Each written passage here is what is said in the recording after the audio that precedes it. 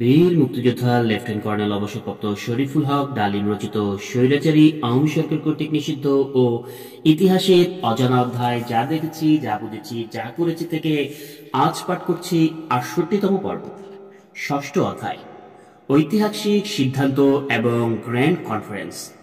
BLF এর সাথে না জড়িয়ে মুক্তিবাহিনীর সাথে কাজ করার ঐতিহাসিক সিদ্ধান্ত নিলাম আমরা তিনজনই। লেফটেন্যান্ট মতি এবং আমাকে গেরিলা অ্যাডভাইজার করে সেক্টরগুলোতে পাঠাবার এবং লেফটেন্যান্টকে তার পিএসও এডিসি হিসেবে ব্যবহার রাখার সিদ্ধান্ত। বালিগঞ্জ থেকে ৮ নং থিয়েটার রোডে। মতি চলে গেল উত্তর পশ্চিম সীমান্তের সেক্টরগুলোর দায়িত্ব নিয়ে। লেফটেন্যান্ট কর্নেল ওসমানী আমাকে নিয়ে গেলেন ৮ এবং ৯ নম্বর সেক্টরে। রণাঙ্গনের ব্যস্ততা ও অভিজ্ঞতা, শরণার্থী শিবিরে অংশগ্রহণকারী আর যুব ক্যাম্পের যুবকদের চিন্তা চেতনায় ছিল আকাশ পাতাল ব্যবধান। বয়রা সেক্টরে প্রথমবারের মতো আহত হলাম। ক্যাপ্টেন হাফিজের নেতৃত্বে অসীম সাহসিকতার সাথে লড়াই করে প্রথম ইস্ট বেঙ্গল রেজিমেন্টের বীর জওয়ানরা ৮ নং সেক্টরে যোগদান করেছিল। গ্র্যান্ড কনফারেন্সের ঠিক আগে নীতির প্রশ্নে আপোষহীন কর্নেল ওসমানী পদত্যাগ করলেন। অস্বাভাবিক পরিস্থিতিতে কমান্ডার ইন চিফ কর্নেল ওসমানীকে বাদ দিয়েই গ্র্যান্ড কনফারেন্স শুরু হল। উদ্বোধনী ভাষণে সবাইকে চোখে দিয়ে প্রধানমন্ত্রী জানালেন কমান্ডারদের একাংশের অনাস্থার পরিপ্রেক্ষিতে কর্নেল ওসমানী স্বেচ্ছায় পদত্যাগ করেছেন। তার ওই বক্তব্য উপস্থিত মুক্তিযোদ্ধাদের মাঝে চরম অসন্তোষ ও উত্তেজনার সৃষ্টি করে, ফলে কনফারেন্স স্থগিত হয়ে যায়। মুক্তিযোদ্ধাদের চাপের মুখে প্রবাসী সরকার কর্নেল ওসমানীর পদত্যাগপত্র ফিরিয়ে নেবার অনুকূল পরিবেশ সৃষ্টি করতে বাধ্য হয়। চাণক্যদের চক্রান্ত ব্যর্থ হওয়ায় মুক্তিযোদ্ধাদের আত্মপ্রত্যয় গাড়িয়ে যায়। সেক্টর সমূহে সীমানা নির্ধারণ, রণকৌশল এবং সামগ্রিকভাবে যুদ্ধ পরিচালনার জন্য সিদ্ধান্ত নেওয়া হয়েছিল কনফারেন্সে। সফলভাবে কনফারেন্স শেষ হল। আমরা আমাদের সিদ্ধান্ত কর্নেল ওসমানীকে জানিয়ে দিলাম। ভারতীয় নীল নকশার সঙ্গে সরাসরিভাবে জড়িয়ে পড়তে চাই না আমরা। রাজনৈতিক একটি দলের স্বার্থ রক্ষা করার জন্য গঠিত ঠ্যাঙ্গারে বাহিনীর নেতা হওয়ার খায়েশ নেই আমাদের তিনজনের একজনেরও।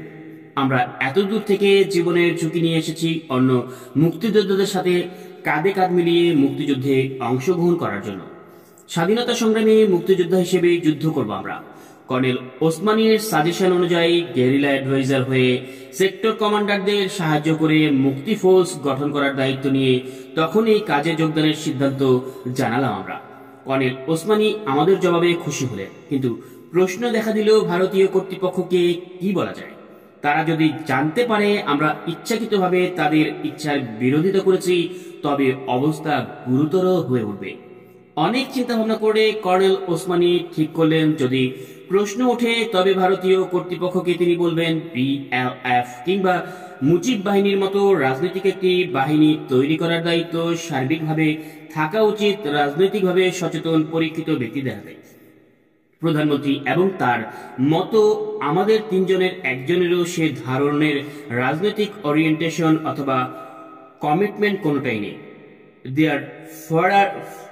Therefore, we are not fight to such as important assignment.